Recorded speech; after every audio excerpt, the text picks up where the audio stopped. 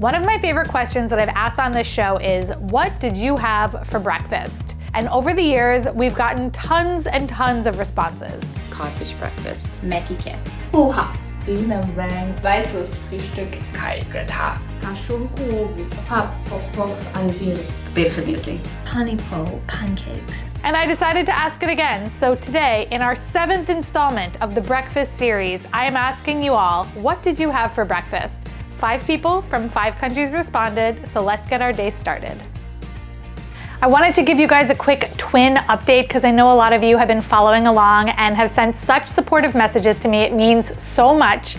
They are still in the NICU, but they moved out of the ICU part and they're in a more relaxed part of the NICU now, and they're learning how to eat from bottles, which is a slow process, but it's been really special to be able to see them grow so much. They're both almost 6 pounds now, which is amazing. They've doubled their weight, which it's just crazy to think about how far we've come. And again, thank you so much for all of your support. It's been really difficult, but knowing that you guys are out there and my family's out there, and it really does mean a lot and makes me feel a lot less alone. So thank you.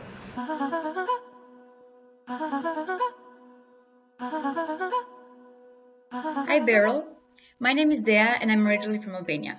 The dish I want to share today is called Trahana.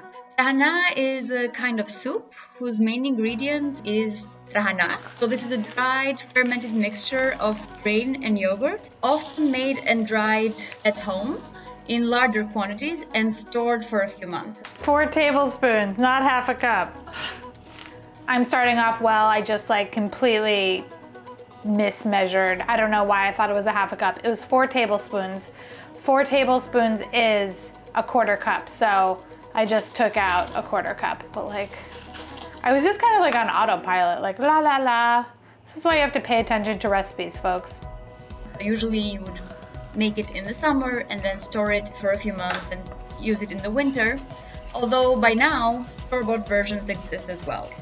So the recipe said that the Trahana would dissolve. I would say that mine haven't dissolved. They've just gotten more, it's just gotten creamier. But I think that the heat that we're about to put it on will help dissolve it. But step 1, we're not off to a great start. The mixture is boiled with water and milk, which yields a creamy, slightly thick white soup. Look at that bubble. Pop it. With the characteristic slightly sour flavor that pairs very well with pale hearty bread, olive oil and feta cheese. In Albania, we eat both sweet and hearty breakfast, and Trahana falls squarely in the latter category. It tastes like Sunday mornings in the winter when my brother and I would wake up to the smell of it boiling in the kitchen when my mom would make it. And I also like the traditions that are associated with it. For us, our grandma is the one who would make big batches, and then she would give some to her children, and now she also gives them to her grandchildren. So she even makes me bring some back with me to the Netherlands whenever I visit. In our country, food was not always plentiful, so recipes like this, with few but filling and quite flavorful ingredients, had to be developed. It's an everyday breakfast, simply because it requires some time to prepare and is best served fresh. So, for example, overnight Trahana is not really a thing, although it does store well. It's also not a special occasions kind of dish, so it usually takes the spot maybe of a weekend breakfast. But when you're not feeling extra fancy and you want to go out for brunch on the weekend, but you still have some time on your hands to prepare it. I think people should try Trahana because it's definitely a different take on breakfast. The flavor is simple, but in my opinion quite unique. And above all, it's a warm bowl of comfort food at its best. I hope you do try it and you agree as well. I have had an Albanian breakfast before that was stale bread and milk. This one seems a little bit more interesting to me. I do like anything with feta cheese too.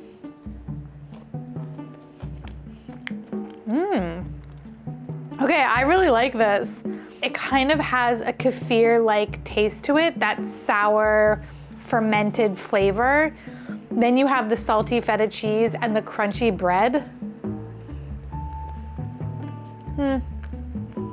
The bread's not that crunchy anymore, but it's still a little crunchy. On its own, the consistency of the Trahana is kind of like a thin porridge. We cooked it down for about 15 minutes because I wanted it to be thicker, and then as it cooled down, it got even thicker. I like this consistency, so I'll put that in the instructions for the recipe. And obviously I didn't make the Trahana, I bought it online, and I'm gonna leave a link to where I bought it as well. Dea also told me the authentic way to eat this. The most traditional Albanian way to eat it is to bite into a spring onion after every spoonful. But that might be more of an acquired taste. So that's what we're gonna do. I'm gonna have a bite, eat some spring onion. I like it. The thing is, like, we did this in Russia when I used to live there. Eating raw onion is not like an American thing to do, but it's definitely common in Eastern Europe and the surrounding areas. It's good. Having the spring onion with it raw gives like a little bite of spiciness. You know, spring onion's not spicy, but if you've ever had it raw, there's definitely a bit of spiciness to it.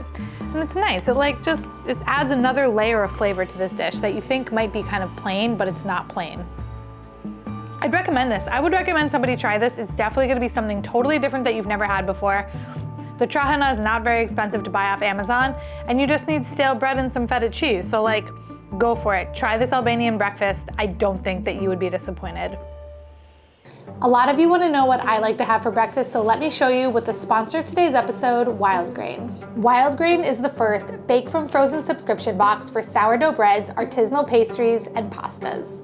They partner with small bakers and pasta makers across the country to keep the tradition of artisanal food alive.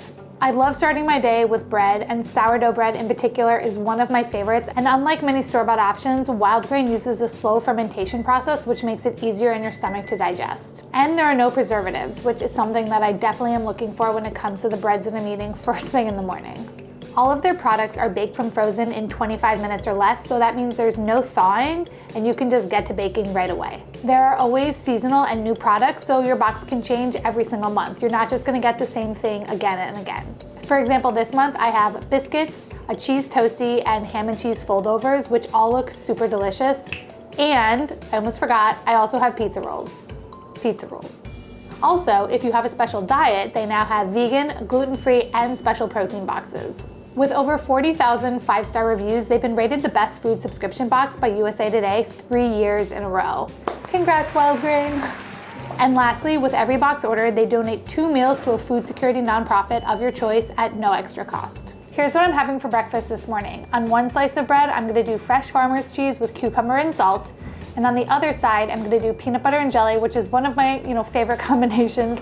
Not rocket science, I'm making that a combo, but I love it in the mornings. Happy breakfast, everybody. Yum. The sourdough is so delicious and crunchy and cooked perfectly, and it's crazy to think that I did it all at home and I didn't have to buy it from a bakery.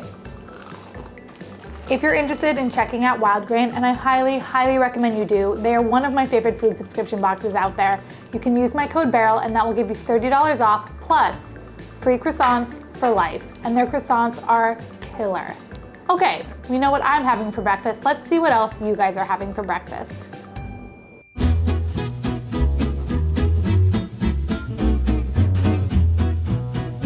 Hi Beryl, hi everyone. My name is Yasmin, I'm from Cairo, Egypt. And the dish I want to share with you all today is called Sha'riya Bilaban or Vermicelli with milk. It's a very simple dish with simple ingredients that I think can be easily found anywhere in the world. The ingredients of this dish, it doesn't belong only to Egypt and it doesn't have anything special. Maybe the only ingredient that you can't find in some countries will be the vermicelli noodles, but it's very easy to replace it with any other thing like angel hair or even spaghetti and cut it into small pieces. Sorry for all Italians out there. The dish is just vermicelli noodles fried with butter and then cooked with milk, sugar, vanilla and cinnamon. For me, this is the basic recipe, although it's a very versatile dish and you can make it in any other way you like it.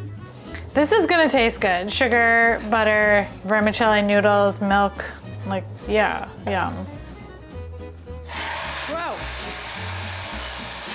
My fingers, ow. Oh my God, that was so dramatic. You can make it more sweet or less sweet. You can make it heavier by adding whipped cream or heavy cream instead of milk, or you can have it lighter with replacing milk with water. For me, the dish reminds me of my childhood. Sometimes it was my motivation to leave the bed while I'm very cold in the morning, but the smell always succeeded to get me out of my bed. It smells like holidays, like winter, maybe because of the cinnamon and the vanilla. My aunt used to cook it for us all the time. This dish is very, very well known in Egypt, but as I said, people have different recipes for it.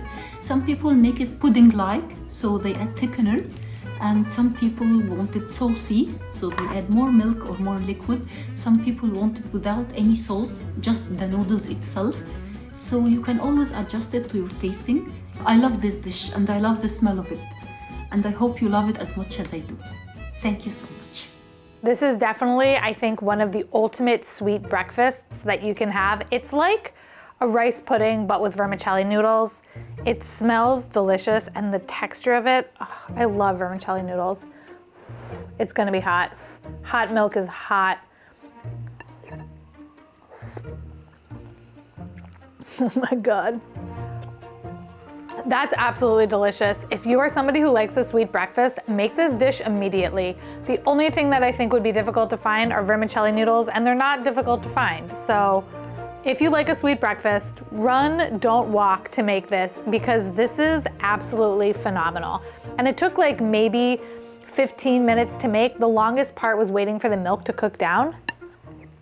The vermicelli noodles are super soft, and this milk, sugar, water broth is sweet and creamy and oh so delicious. Having the nuts and raisins on top is really nice because it gives you a textural contrast. You've got that kind of crunchiness of the nuts and chewiness of the raisins with the softness of the noodle. I'm really not usually a sweets for breakfast person, but I would make an exception for this.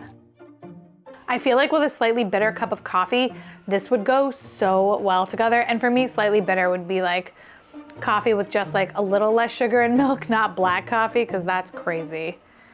How do you guys drink your coffee? Who here is a black coffee person? I want to know, because I can't do that.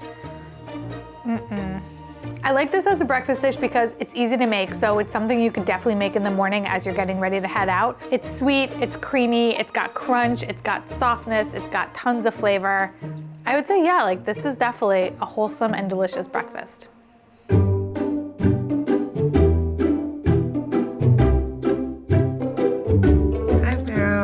My name is Sache't and I live in Queens, New York.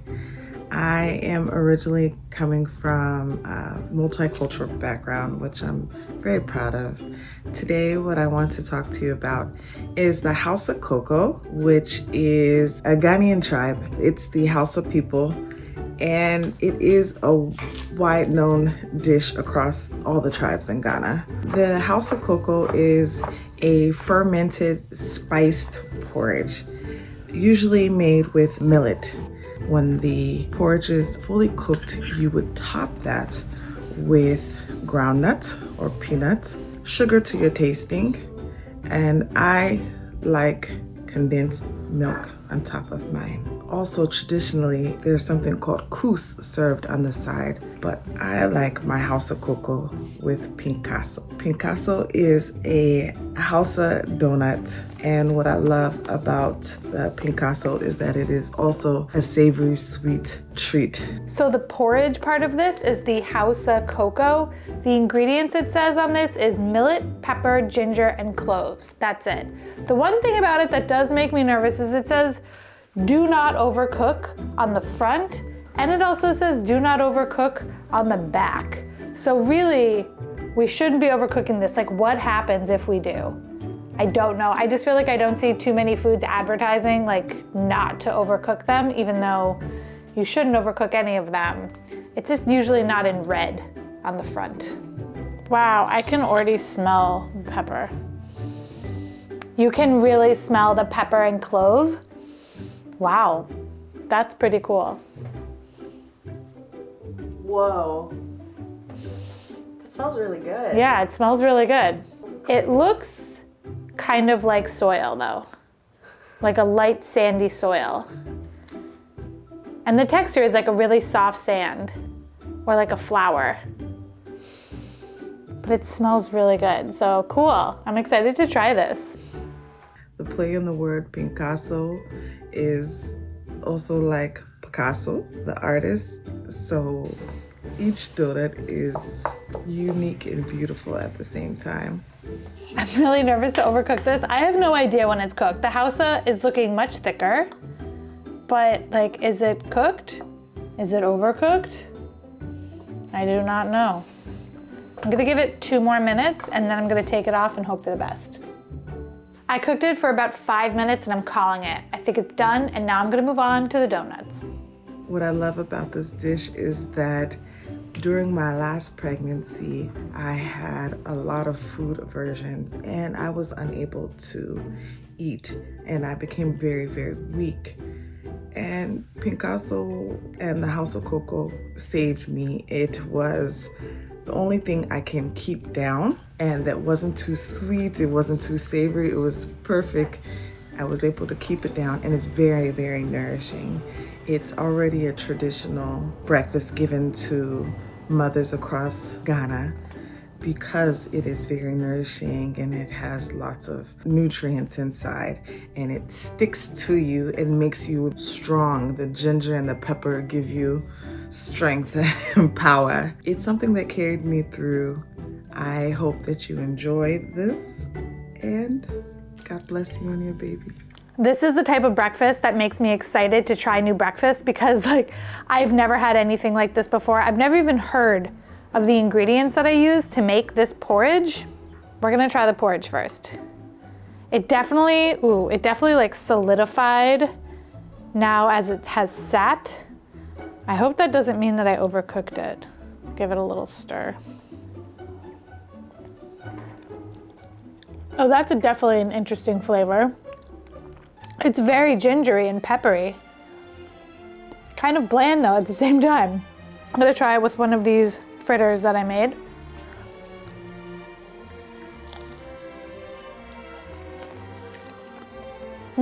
Better together.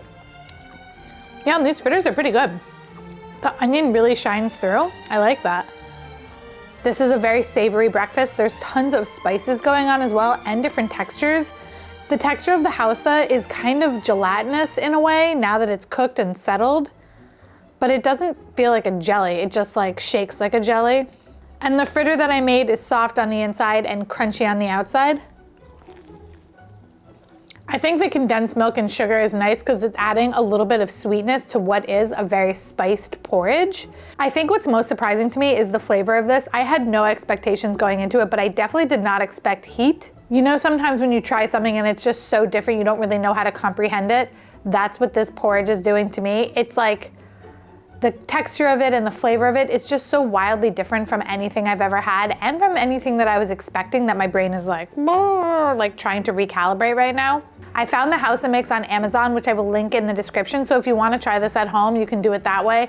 It's super different. And if you're wanting to try something that's going to be like way out of your comfort zone, I think this is really interesting. Plus, how many times can you say that you've made food from Ghana at home? For me, I think this is like the second time I've ever done that. So that's pretty cool.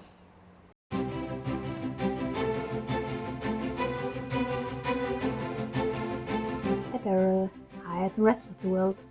So my name is Thalena, I'm from Germany, I live in Saxony right now. So the dish I want to share with you today is called Bauernfrühstück, which translates to English, farmer's breakfast.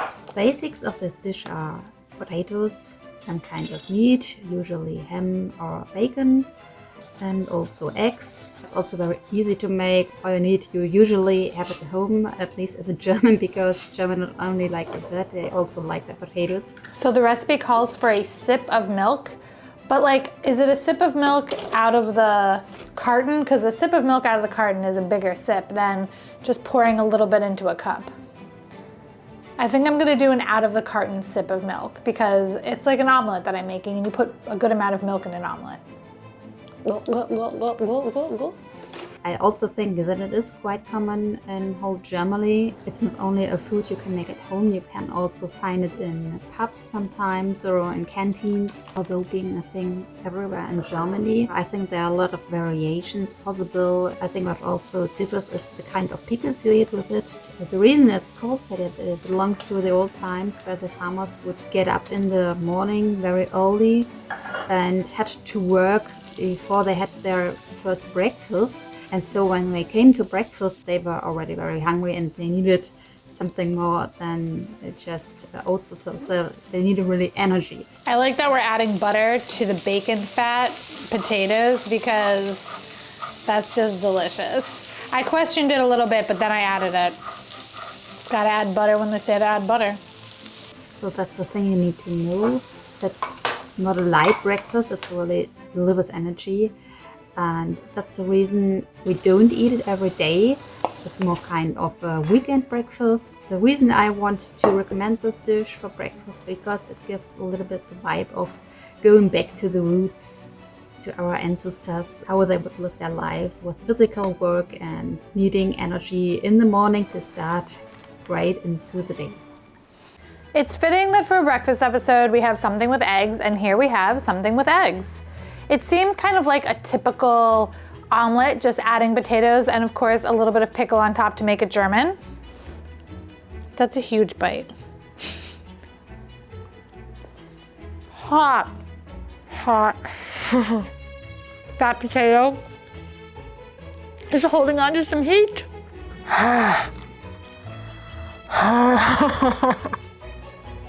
Okay, we're okay. That potato held on to some serious heat. If you're gonna put potatoes in your omelet, be warned, they're heat conductors. I want some pickle with my omelet because I have never had pickle and eggs. We should all be having pickle and eggs. That is a great combination because the pickle is salty and briny. We didn't add any extra salt because the bacon is salty, but so it just like, the crunch of it with the eggs and the saltiness and the brininess, it's all just it's a very nice combination. So I recommend you all try that. It's a great omelet, easy enough to do, lots of fun toppings. The pickle is really the coup de grace for me because it's something that is unexpected, something I've never had before, and something in a familiar space that's different. I think this is a delicious breakfast, very hearty, the pickles are fun, the flavor is good, 2 thumbs up.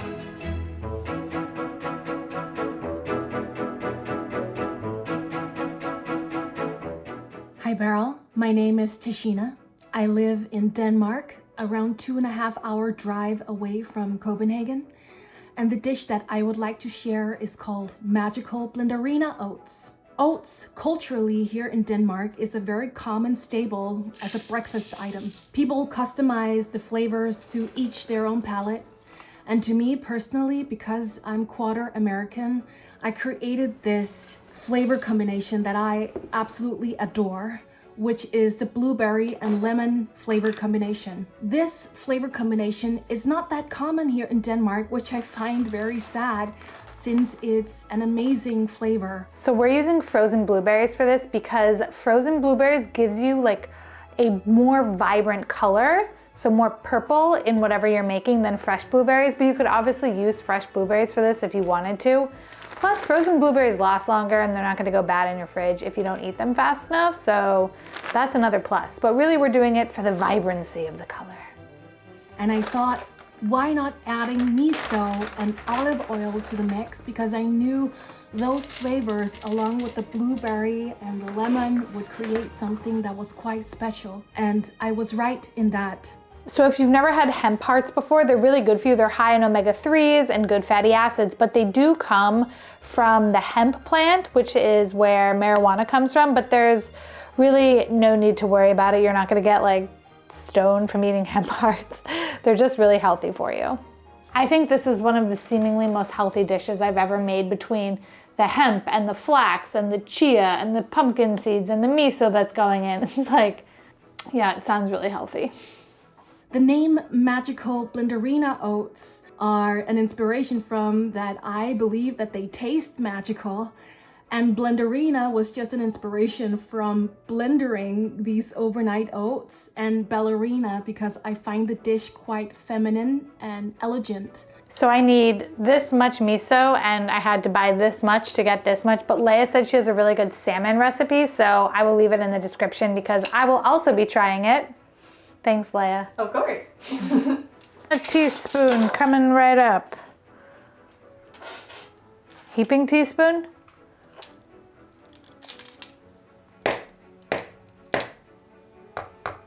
Smells so good.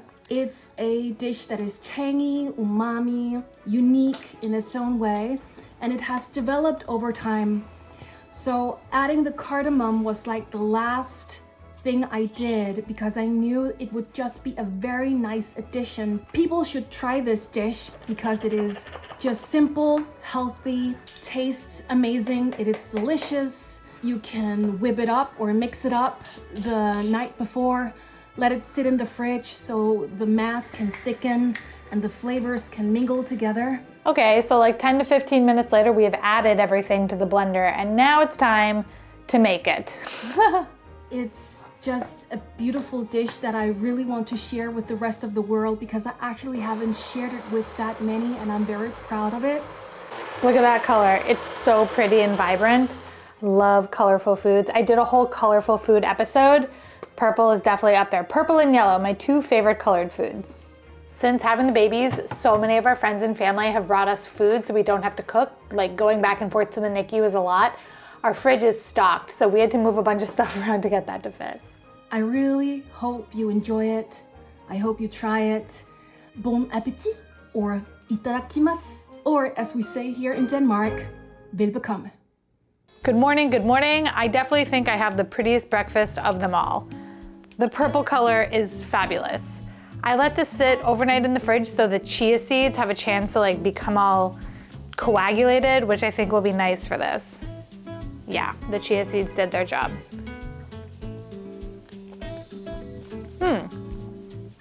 It tastes like a cake. Like it tastes like a lemon pound cake in a way with blueberries mashed in. The consistency of this is really nice. It's thick and it's creamy. It's got a little bit of that gooiness to it that chia seeds give that I personally really like.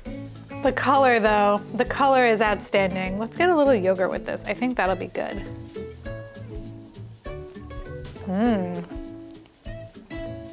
Like a little bit more cream to it is not a bad thing. Yum. This dish is not only healthy with the flax seeds and the hemp hearts and the chia seeds and the oatmeal and the miso, but I also think that it was really easy to make. Everything just went into the blender, so it's like if you have these things on hand, you just toss everything in. At a certain point, like I did measure, but I think you could just kind of eyeball and toss things in because this is a measure with your heart type of breakfast. And once you just blend it all up, you can just sit and have it for the rest of the week, which I think is something really nice about a breakfast like this, that you can do it once and have it every day if you're somebody like me who likes the same breakfast every day. Some people like to shake it up, but not all of us. The fresh blueberries on top are really nice as well. They just add a burst of like juicy flavor to the oatmeal. I hope you enjoyed the 7th installment of our breakfast series. Yay, 7 episodes. It's like the toast series as well. If you like toast, you'll like that. And if you like breakfast, you'll like this series. Don't forget that all of the recipes are on my website, barrel.nyc, and they're in the description along with a ton of other information that I talked about on the show today. Until the next episode, I'm leaving you with 2 more episodes in the breakfast series because there's no way that you've seen them all. And I will see you all next week.